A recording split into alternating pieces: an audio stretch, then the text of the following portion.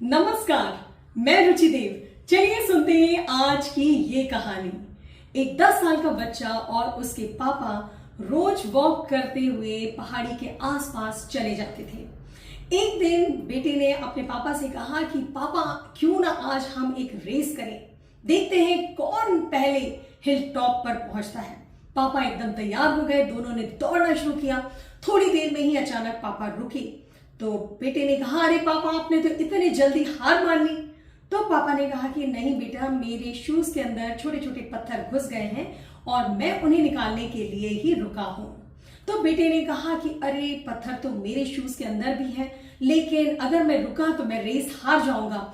एक बार hill top पर पहुंच जाऊं तब आराम से बैठ करके अपने शूज से पत्थर निकालूंगा। ऐसा कहकर वो तेजी से आगे बढ़ गया। वो काफी आगे चला गया, लेकिन धीरे धीरे उसके पैर में दर्द होने लगा पत्थरों की वजह से और उसकी स्पीड पहले से कम हो गई।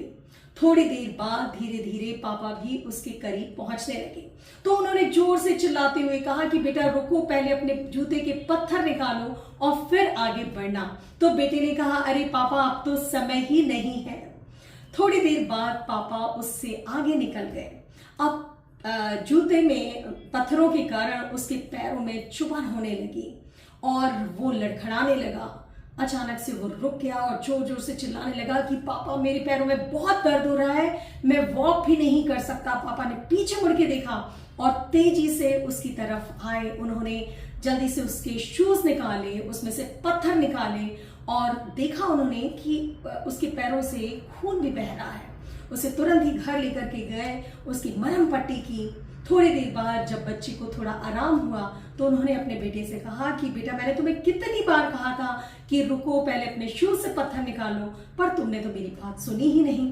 तो बेटे ने कहा कि पापा सच बोलूं, मुझे डर था कि कहीं मैं रेस में पीछे ना रह जाऊं, मैं हार ना जाऊं। तो पापा ने कहा कि ऐसी बात नहीं है बेटा, अगर तुम रुकते और अपने शूज से पत्थर निकालते तो उसमें मुश्किल से 1 मिनट ही लगता, लेकिन अब तुम्हें पूरी तरह से ठीक होने में 1 वीक लग जाएगा।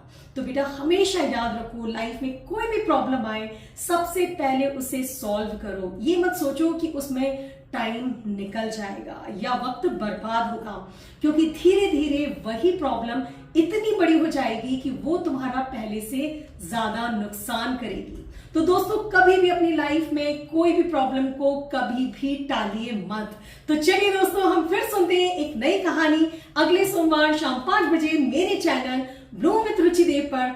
तब तक के लिए आप अपना ध्यान रखिए, अपने परिवार का ध्यान रखिए और हाँ दोस्तों, दूसरों के जीवन में दिया जलाना कभी ना भूलें, क्योंकि जो लोग दूसरों के जीवन में उजाला करते हैं उनका जीवन खुद ब खुद रोशनी से जगमगा उठता है। नमस्कार, धन्यवाद।